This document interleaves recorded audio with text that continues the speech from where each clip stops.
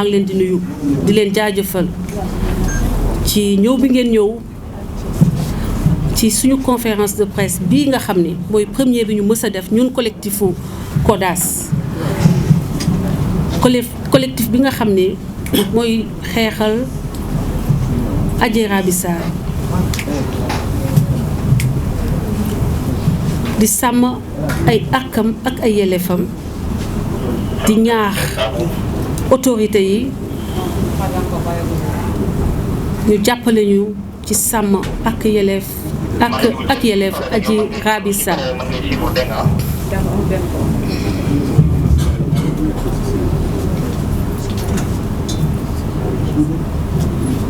jamono yi ñu weesu gis nañu ni am na ay événements yu fi am yu métti bu jéggi dayoo ba ay bakkan rot ñuy massawu seeni mbokk di massawu askanu Sénégal bépp di wax ni lii fi amoon ñu ngi ñaan yàlla mu bañ fi amati boo leen seetloo man sama taxawaay ci mbiru politique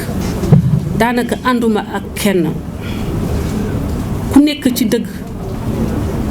ma ànd ak yow li gën ci Sénégal rek lay xeex fu ma gis ni lii taxaw du intérêt Sénégal damay taxaw jàkkaarloog moom ku taxaw menacer intérêt Sénégal ma taxaw jàkkaarloog yow ñu toll ci jamono yoo xam ne liy menacer intérêt Sénégal jógewul ci pouvoir d'habitude liy menacer liberté d'expression ci pouvoir la doon jóge jamono soppeeku ba liy menacer liberté d'expression ak liberté sénégalais yi mu ngi jóge ci biir opposition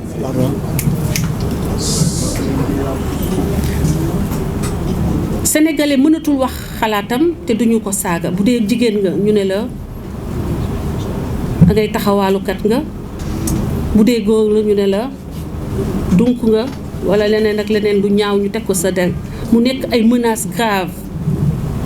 à la dignité humaine ay violations dignité humaine ñu koy dund quotidiennement mu mel ni rek virtuel bi dafa permettre benn dictature bi nga xam ni moo waral lii amoon fii Sénégal jamono yi ñu weesu ñun ñuy défendre Adji Raby Sarr défendre ñu ko ndax am ku ñu bañ walla ku ñu contre yàgg nañu défendre ñoo xam ni dañoo laal seeni ak seeni yelleef défendre nañu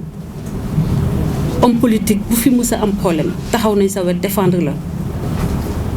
ku ñu tooñ ku ne Sénégal man Françoise Hélène Gaye taxaw naa sa wet xeexal la te duma la xam na ma taxawee démb doon xeexal Ousmane Sonko jàppoon ni ko daf koo tooñ noonu laa taxawee tey jàkkaarloog moom ndax moom moo tooñ askanu Sénégal moom moo tooñ doomu Sénégal ndax loo xam ne ñaari nit a ko sekk ana lu ci yoonu askanu Sénégal ana lu ci yoonu appel à mortal combat ana lu ci yoonu deuxième vague nit ñi di jooy seeni néew noppeeguñu ngay woote deuxième vague ñuy wax ni li mu nekkee ni mu taxawee jàkkaarloog république moo tax ñu taxaw ñun àndandoog république ndax ñun Sénégal kese moo ñu ñëw Sénégal kese ñu tax a xeex li nga xam ne moo am solo mooy que sénégalais boo gis ñu sàmmal ko ay akam ak ay yelleefam te sénégalais yépp yam képp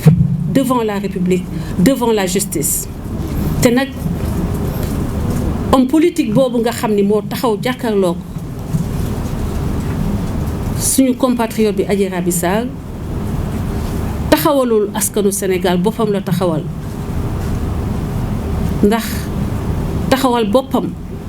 moo tax ba mu nekk woote ba ay bakkan faatu ngir moom coobare boppam ndax la muy xeex moom bokkul ak li Sénégal yittewoo ci jamono ñu toll nii ndax Sénégal jàmm lañu soxla ndax gis nañu dëkk réew yi nekk suñu wet la fa am donc point sensible yooyu noonu mu laal mën na yàq lu bari Sénégal ndax suñuy frontière xam nañu ni ñu mel te gis nañu ñi ñu gane si jamono ñuy weesu ak li mu ñu jural donc ñuy ñaax nguur gi di wax ni ñun jigéen ñi la ñuy xeexal dossier bii nga xam ni moo nekk ci seeni loxo ñu bëgg ñu àtte ko ñaari doomu Sénégal ñoo jote yoonu askan wi nekku ci ñoom ñaar dañuy taxaw jàkkarloo yoon ñu àtte ku nekk ñu jox la nga yelool ku nekk xam ni amul benn citoyen bu ëpp moromam doole ci kanamu république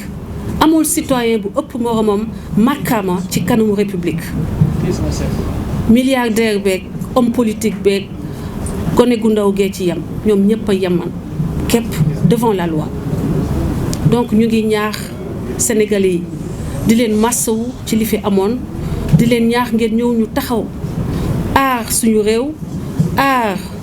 justice sénégalaise aar autorité yi te taxawu Adji Raby Sarr ba yoon dox ñu àtte leen teg lépp ci yoon te muy nekk loo xam ni day gën ci Sénégal gën ci jigéen yi ndax bu ñu bàyyee dossier bi bañ ko traité nañ ko war a traité jigéen yu bëree ngi jooy jigéen yu bëri violé nañ leen ñu garder le silence ñu ngi toog di seetlu ba xam ndax Adji Raby Sarr mii lii mu dékku ndax dina ci am ndamam dégg ndax ni ñu traité dossier bi mooy tax ñoom ñu ñeme ñoom génn briser le silence wax li ñu leen def porter plainte Adji Sarr a été héroïque li mu def c'est héroïque Adji Sarr li mu def c'est un acte d'héroïsme parce que ka mu jàkkaarlool sax xalaatul woon ni que dina am fit bu muy demee porter plainte léegi nag il faut ñu encourager jigéen yi nga xam ne ñoo nekk ci bureau yi ñu leen di siif di leen sàkku ci anam yi nga xam ne jaaduwul jigéen ñi nekk ci kër yi ñu leen di siif ay at yenn saa yi ñu dund métit boobu ba génn àddina il faut ñu encourager jigéen yi ñu mën a génn di dénoncer di wax porter plainte et c'est loolu mooy suñu objectif combat que mu bañati am impunité kenn bañ a sàkku doomu aadama yegg ci moom siif ko surtout nga siif ko nag ci ay anam yoo xam ni daanaka suñuy diine dañu koy tere suñuy diine dañuy tere yenn anam yoo xam ni xale bi nee na noonu la homme politique boobu yeggee ci moom léegi bu fekkee ni nag bàyyi nañu loolu jàll mooy ni légaliser nañu siif légaliser nañu harcèlement sexuel te bu boobaa bu ñu noppee nañu ubbi prison yi ñi fa ne te xam ne dañ leen jiiñ viol ñu libérer leen ñu ñibbi seeni wetu njaboot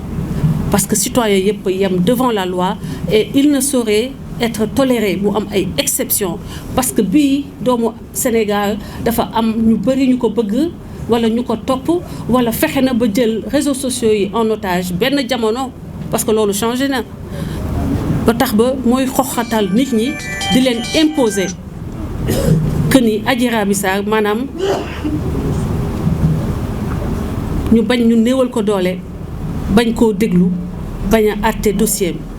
mbokk yi donc xeexu CODAS au-delà de Adji Raby Sarr c'est pour toutes les femmes sénégalaises contre l'impunité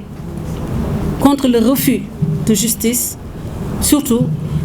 bi nga xam ne constaté nañ ko te ñi néew doole souvent ñoo ci nekk ñoo ci am ay problèmes des gens comme Adji Raby Sarr issus des couches vulnérables souvent dañuy am problème pour que seeni dossier mën a yegg kon dossier bi la loi doit sévir dafa war a loxo yoon dafa war a diis comme niñ koy defee ci dëkk yi sowu jant boo nekkee kilifa nga def faute sa daan mooy gën a diis que suñuy daan samba boy wala benn mbojo mbojo kilifa bu def erreur daan bi dafay gën a diis pour ñu jox leçon ñeneen ña ca des won leen ni que république bi xamul ay milliards xamul ay tout xamul ay daraja. Tous les citoyens sénégalais sont égaux devant la loi maa ngi leen di gërëm di leen sant merci.